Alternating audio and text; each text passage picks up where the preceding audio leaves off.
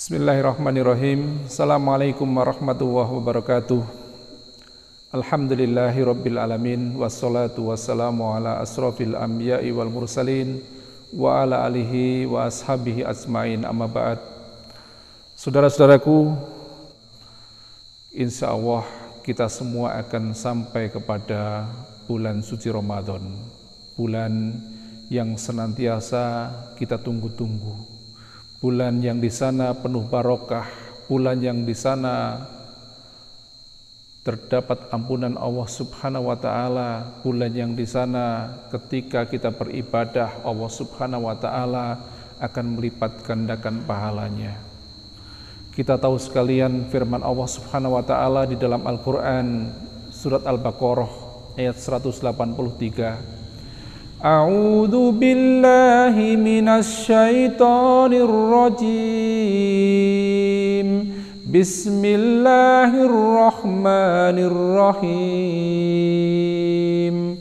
Ya ayyuhalladzina amanu kutiba alaikumus syiyam.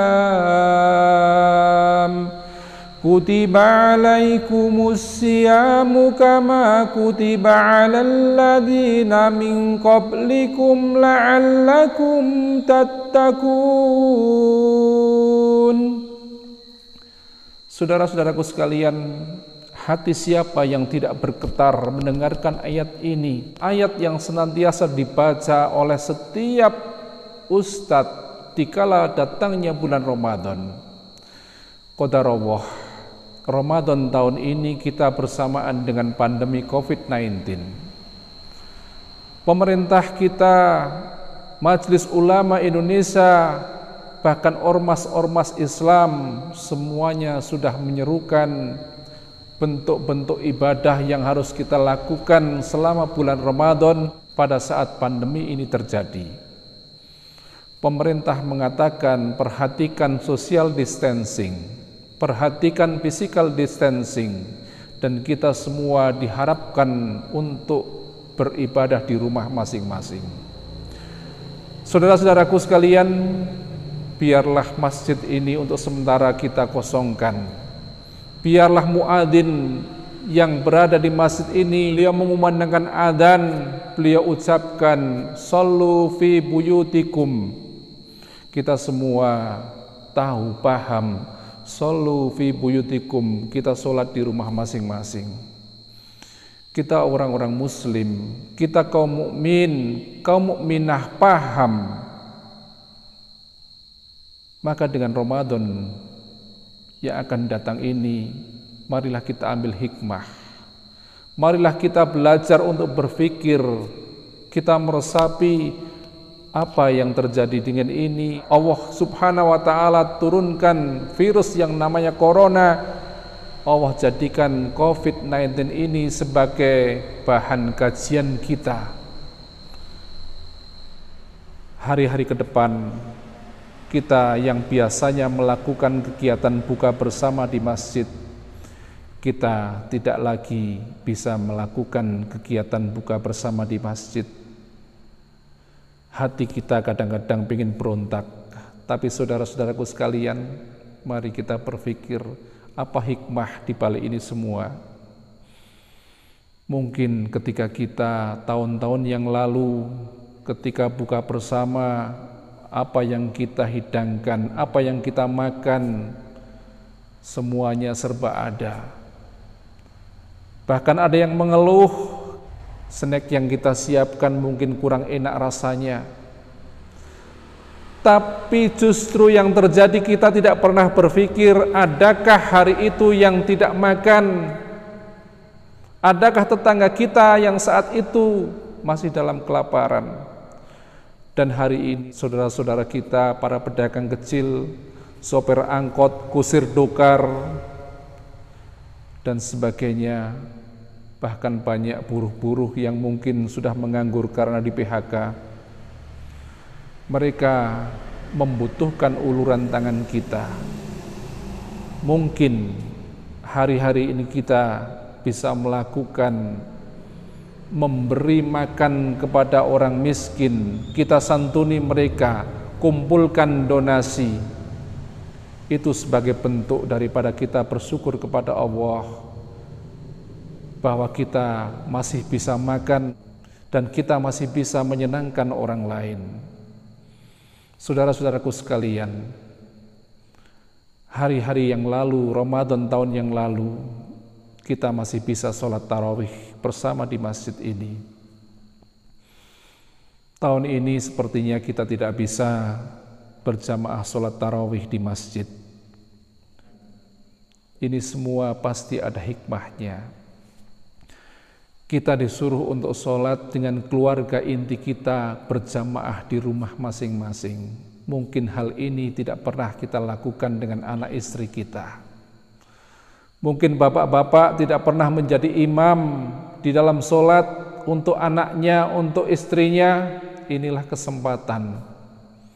Bapak bisa tampil menjadi imam. Bapak bisa tampil mendidik anak istrinya, langsung memperbaiki sholat anaknya bagaimana. Bapak bisa memberikan kultum kepada anak istrinya. Bapak bisa mengajari ilmu-ilmu yang ada di Al-Quran maupun sunnah-sunnah Rasulullah SAW langsung kepada anak istrinya. Ini tidak pernah terjadi sebelumnya dan ini hikmah yang luar biasa. Jangan dipaksakan sholat tarawih di masjid. Jangan dipaksakan hadir di masjid padahal muadzin sudah mengatakan shollu fi buyutikum. Setelah itu, kalau biasanya tahun-tahun yang lalu kita mengadakan tadarus Al-Quran setelah tarawih, Bapak bisa membimbing anak-anak, membimbing istrinya bersama-sama tilawah Al-Quran. Mungkin kalau Bapak belum mampu membaca secara benar, pada saat itu adalah sarana tempat yang paling pas untuk sama-sama belajar Al-Quran. Kalau kita biasanya pada tahun-tahun yang lalu mungkin makan sahur hanya berdua dengan istri, anak-anak. Pada puasa, pada Ramadan tahun yang lalu ada di luar kota karena kuliah. Hari-hari ini adalah hari-hari yang indah. Anak-anak semua libur, belajar di rumah. Semuanya berkumpul dengan keluarga, bisa sahur bersama. Suatu yang indah, yang mungkin tidak akan terulang lagi. Maka manfaatkan, saudara-saudaraku sekalian. Hari-hari yang lalu, tahun-tahun yang lalu, mungkin masih bisa sholat subuh berjamaah dan biasanya ada kuliah subuh. Tahun ini mungkin tidak kita adakan. Silahkan bapak-bapak bersama anak dan istri sholat subuh berjamaah di rumah. Siapkan tempat. Setelah sholat subuh bersama, kemudian adakan di sana kuliah 7 menit. Siapa yang akan mengisi, mau bapaknya, mau istri, mau anaknya, di sana ada pembelajaran yang luar biasa. Saudara-saudaraku sekalian, kalau kita pintar mengambil hikmah, maka tidak ada yang lebih indah dari rencana Allah Subhanahu wa Ta'ala. Maka apa yang harus kita lakukan, mari kita lakukan. Nanti ketika Ramadan sudah berjalan, kita akan melakukan pembayaran zakat, dan itu adalah bagian juga dari kita memberikan santunan kepada orang miskin. Kalau yang punya, tolong lebihkan. Kita membayar juga zakat mal, kita akan menyantuni orang-orang yang terimbas ekonominya karena pandemi COVID ini. Dan yang paling terakhir nanti, saudara-saudaraku sekalian, Idul Fitri. Ketika Idul Fitri tahun yang lalu, beberapa dari kita jauh-jauh hari sudah berpikir tentang mudik, dan hari ini kita tidak berpikir tentang mudik. Dan hari ini kita tidak berpikir anak-anak kita akan beli baju baru, pakaian baru. Dan ini hikmah yang luar biasa. Mungkin yang punya anggaran lebih, yang punya uang lebih, yang punya harta lebih, bisa kemudian dialihkan untuk membantu saudara-saudara kita yang betul-betul membutuhkan. Saudara-saudaraku sekalian, semuanya serba indah. Rencana Allah sungguh indah.